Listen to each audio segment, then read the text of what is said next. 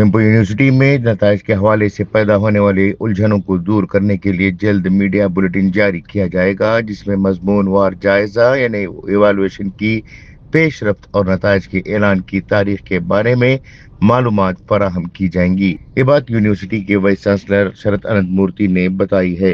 उन्होंने कहा कि डिजिटल इवैल्यूएशन में पेश आने वाली खामियों और डिग्री मार्क्स को कार्ड की तकसीम से मुताल्लिक शिकायत के अजाले के लिए मुतादिद इस्लाही इकदाम किए गए हैं। स्टूडेंट्स को मार्क्स कार्ड डाउनलोड करने का तरीक़ाकार के बारे में बेदारी पैदा की जाएगी। उन्होंने कहा कि जारी मार्क्स कार्ड और बेज़ाबितियों को दूर करने के लिए यूजीसी के क़वायद के मुताबिक किसी भी यूनिवर्सिटी में हार्ड कॉपी जारी करने की इजाज़त नहीं है। तलबा को नेशनल एकेडमिक डिपॉजिटरी के जरिए ही अपने मार्क्स कार्ड डाउनलोड करने होंगे।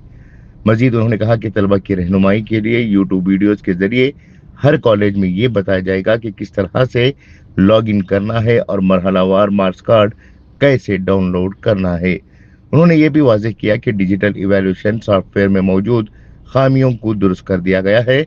इस मामले की जांच के लिए कमेटी भी तश्कील दी गई है जो अपनी रिपोर्ट पेश करेगी, जिसकी बुनियाद पर कार्रवाई की जाएगी। प्रोफेसर शरद अनंत मूर्ति ने कहा कि यूनिवर्सिटी में शफाफियत बढ़ाने के लिए डिजिटल इवैल्यूएशन सिस्टम नाफिज किया गया है और आइंदा नताइज में ताखीर को रोकने के लिए सॉफ्टवेयर में मजीद बेहतरी लाई जाएगी।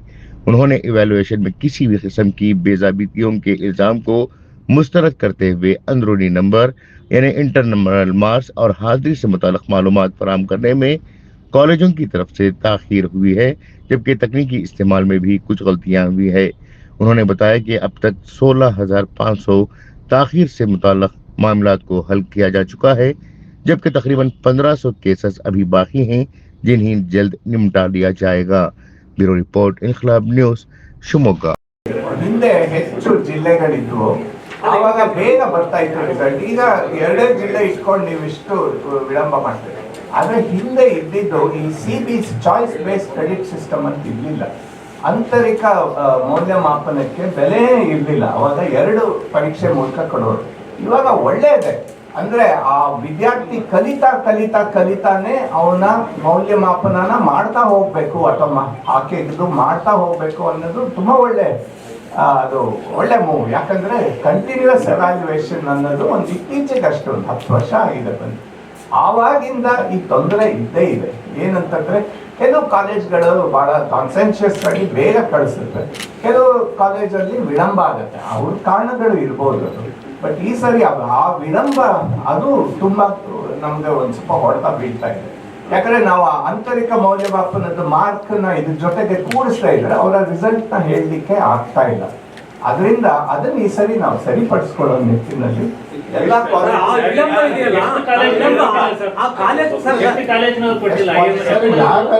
ಇದುವರೆಗೂ ನಮ್ಗೆ ಬಂದಿಲ್ಲ, ರಿಸಲ್ಟ್ ಬಂದಿಲ್ಲ ಅಂತ ಘಟಕೋತ್ಸವದಲ್ಲಿ ಉಪಸ್ಥಿತರಿರುವರು. ಹಾಗೆಯೇ ಈ ಸರಿ ಮುಖ್ಯ ಅತಿಥಿಯಾಗಿ ಪ್ರೊಫೆಸರ್ ಅನಿಲ್ ಡಿ ಸಹಸ್ರಬುದ್ಧೆ, ಅಧ್ಯಕ್ಷರು ರಾಷ್ಟ್ರೀಯ ಶೈಕ್ಷಣಿಕ ತಂತ್ರಜ್ಞಾನ ಫೋರಂ ಮತ್ತು ಅಧ್ಯಕ್ಷರು ರಾಷ್ಟ್ರೀಯ ಮಾನ್ಯತಾ ಮಂಡಳಿ, ಅದು ನ್ಯಾಷನಲ್ ಬೋರ್ಡ್ ಆಫ್ ಅಕ್ರೆಡಿಟೇಷನ್, ಶಿಕ್ಷಣ ಸಚಿವಾಲಯ, ಭಾರತ ಸರ್ಕಾರ ಇವರು ಮುಖ್ಯ ಅತಿಥಿಗಳಾಗಿ ಘಟಕೋತ್ಸವ ಭಾಷಣ ಮಾಡುವರು. ಈ ಘಟಕೋತ್ಸವದಲ್ಲಿ PhD ಪದವಿ ಪಡೆಯಲು 106 ಪುರುಷರು, ಅದರಲ್ಲಿ 57 ಮಹಿಳೆಯರು ಸೇರಿ ಒಟ್ಟು 163 ಅಭ್ಯರ್ಥಿಗಳು ಅರ್ಹರಾಗಿರುತ್ತಾರೆ. ಹಾಗೂ 7,015 ಪುರುಷರು, ಅದರಲ್ಲಿ 9,940 ಮಹಿಳೆಯರು ಸೇರಿ ಒಟ್ಟು 16,955 ವಿದ್ಯಾರ್ಥಿಗಳು ಪದವಿ ಪಡೆಯಲು ಅರ್ಹರಾಗಿರುತ್ತಾರೆ.